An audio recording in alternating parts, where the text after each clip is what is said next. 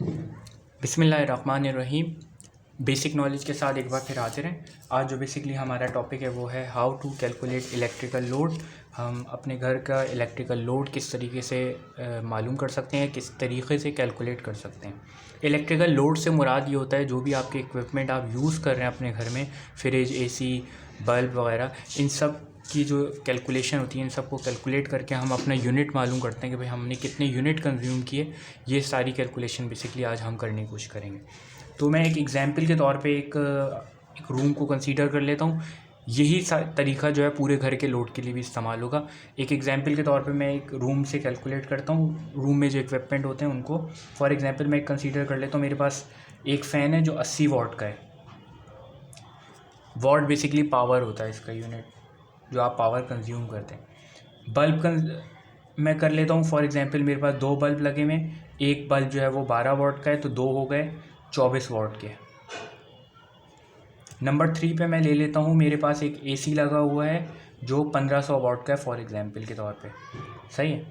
और नंबर 4 पर हम आ जाते हैं एक फ्रिज जो 180 वॉट का है, सही। नंबर 1 स्टेप हमारा बेसिकली ये आ गया, हमने इनके ये कोई भी इक्विपमेंट लेंगे उसके पीछे एक नेम प्लेट लगी हुई होती है, उस पर आपको इसके वॉट पता चल जाएंगे। ये वॉट जो है इक्विपमेंट वॉट कितने कंज्यूम करेगा, तो आप इस तरीके से देखकर इस तरीके से नोट कर लेंगे भाई ये वॉटेज है। नंबर 2 जो स्टेप्स होगा बेसिकली आप कैसे कैलकुलेट करें। आपने सबसे पहले वॉट निकाल लिए, अब आप कैलकुलेट करेंगे वाट आवर्स। ये वॉटेज थे, अब आप मालूम करेंगे वाट आवर्स। वाट आवर्स से मुराद ये है कि आपने एक इक्विपमेंट कितने घंटे पूरे दिन में चलाया। अब मैं कंसीडर कर रहा हूँ कि मेरे पास जो 80 वॉट का फ़ैन है वो चल रहा है 10 घंटे। 10 घंटे जब ये चलेगा तो ये वाट आवर्स क्या हो जाएगा। वाट आवर्स क्या होता है, वॉट मल्टीप्लाइड बाय आवर्स। तो इन दोनों को जब आप मल्टीप्लाई करेंगे तो ये बन जाएगा वाट आवर्स, सही है। अब नंबर 2 पर हम आते हैं। दूसरा क्या है, बल्ब 24 वॉट है। अब 24 वॉट का बल्ब जो है वो मैं कितने आवर्स चला रहा हूँ। फॉर एग्जांपल मैं कंसीडर कर लेता हूँ कि मैं 8 घंटे चला रहा हूँ, तो ये मेरे पास जो वाट आवर्स बनेंगे वो 192 वाट आवर्स बन जाएंगे। नंबर 3 पर इसी तरीके से 1500 वॉट का जो फ्रिज है ये भी बिल्कुल सेम ऐसे ही रहेगा। ये मैं चला रहा हूँ फॉर एग्जांपल 5 आवर्स, तो मेरे पास ये इसके बन जाएंगे यूनिट 7500 वाट आवर्स। नंबर 4 पर मेरे पास आ जाती है 180 वॉट का फ्रिज है जो 24 घंटे ही ऑन रहता है, मगर जब आप खोलते हैं दरवाज़ा तो कंप्रेसर चलता है। तो इसको मैं कर लेता हूँ, मैं 20 घंटे फॉर एग्जांपल चल रहा है मेरे घर में पंखा जो है वो फ्रिज जो है, तो इसके बन गए 3600 वॉट, ठीक है। अच्छा, अब जो यूनिट आपके होते हैं ना, आपके यूनिट कंज्यूम करने का जो बेसिकली फार्मूला होता है वॉट किलो वॉट आवर्स में होता है। यानी कि 1 किलो वॉट अगर आप 1 घंटे के लिए 1000 किलो वाट अगर आप 1 घंटे चलाएंगे तो वो 1 यूनिट कंसीडर होगा। तो आपने वाट आवर्स को डिवाइड कर देना है सिंपली 1000 से, तो ये आपका बन जाएगा kilo watt hours.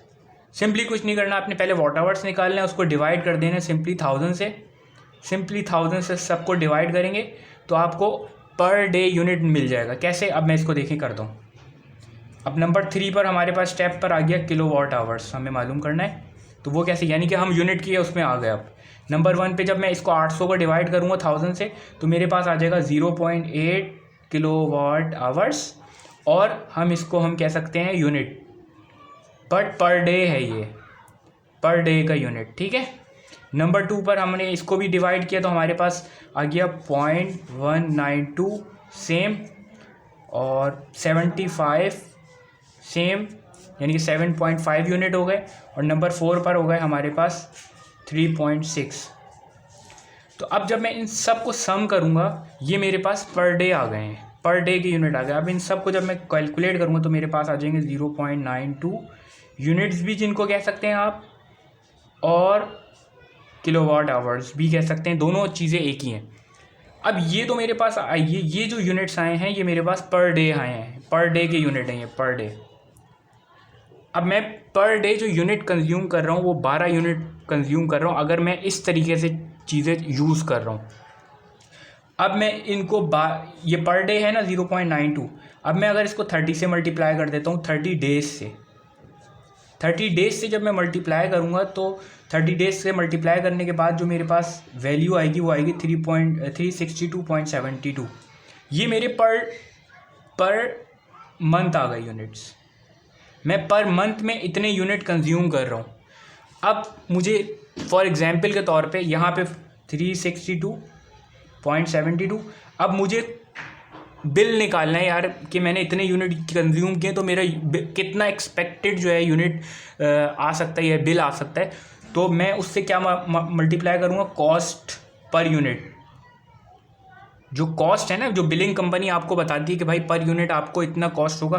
For example हम कंसीडर कर लेते हैं, फॉर एग्जांपल हर किसी का डिफरेंट होता है। मैंने यहाँ पे कॉस्ट कर लिए 10 रुपये पर यूनिट। जब मैं कंज्यूम करूँगा तो 10 रुपये चार्ज होगा। तो जब मैं 10 से इसको मल्टीप्लाई करूँगा तो 3627 होगा, 27.2।